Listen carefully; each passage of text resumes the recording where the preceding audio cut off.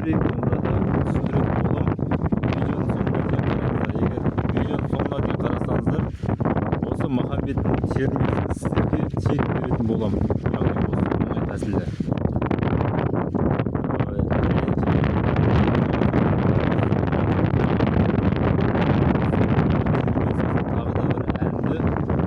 Сыйлыққа беретін болам. Ал ендеше тыңдаңыздар, кеттік. Махамбеттің термесі мен еді. Томда оңай тәсілмен тартуға арналған, яғни қалай тарту керек қазір түсіндіретін болам. Сіздер түсінбеулеріңіз мүмкін, қаншалықты оңай болса да түсінбей қалуларыңыз мүмкін. Сондықтан асықпай түсіндірейін. Мысалы, сандар болады,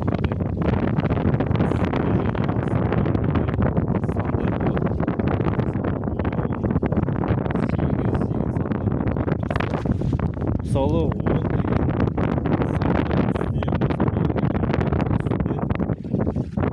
домбыраның пернелерінен санаймын. 10-шы пернеге барамыз. Үстінен 10-шы пернені басамыз.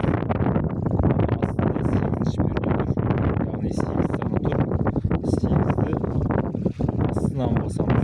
8-шы пернені. Үстінен және астынан 2 санды басып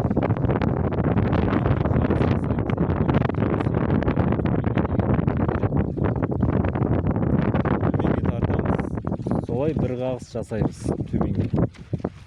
Сонда біз міне бір қағысты тартып үйрендік. Дәл солай әрі қарайда дәл солай тартылады. Міне сандарды тек санап тауып басып отырасыздар. Қағыстарда бірінші санды басасыздар, сосын санды санап тауып аласыздар да, сосын қағысты тартасыздар. Сандары өзгеріп отырады. Мысалы 18, 12, 10 деген сияқты. Ең басында бірінші пернеден басталады. Менің түсіндіруім бойынша. Кейбір адамдардың түсіндіруінде 0-ден бастап саналуы мүмкін. Соны шатасып кетпеңіздер саннан. Саннан қате кетсе басқа музыка шығып кетеді. Мысалы, төменге тартамыз, сосын тағы да төменге 2 сан. 2 сан бір қағыс болады. Сосын мына жерде жоғары қағыс. Көріп тұрсыздар ма? Жоғарыға қағыс. 10 мен 8. 3 қағыс жасаймыз. Төмен жоғары бірге. Міне, сосын бөлініп тұр. Міне сызық тұр. Ол яғни осы бөлік аяқталды деген сөз. Міне 12 мен 10, сосын 10-ды басамыз. Міне сандарды осылай басып отырамыз. Үйренуге өте ыңғайлы. Кім осы оңай тәсілмен тартқысы келеді, комментарийге жазыңыздар. Міне соңына дейін жазып қойдым сандарын. 12, 12, 12. Тек қана мына сандарды басып отырасыздар. Ағылшынша ви жоғарыға деген сөз. Яғни жоғарыға тартамыз.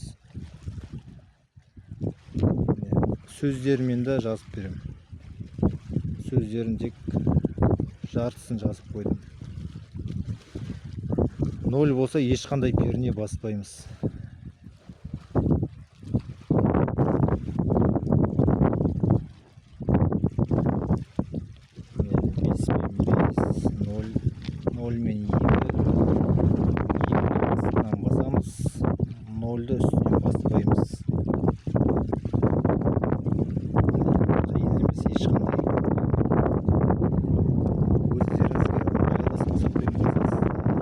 Жатсаңыздар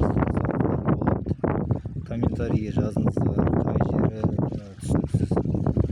Көпшілігі түсініп кетіп жатыр, бірақ кейбір адамдар түсінбей қалады. Енді мән беріп қараса түсінуге болады.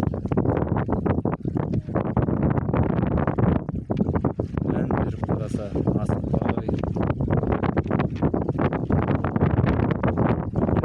Видеосын бір қарап шықсаңыздар да болады, қалай тартылады. Төмен жоғары бірге, төмен жоғары бірге. 3 қағыстан жүреді.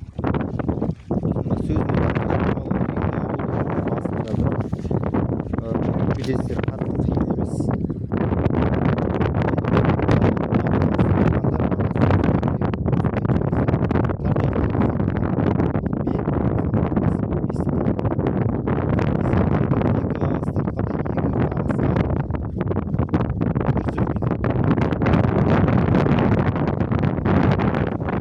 ұнайтасың ба?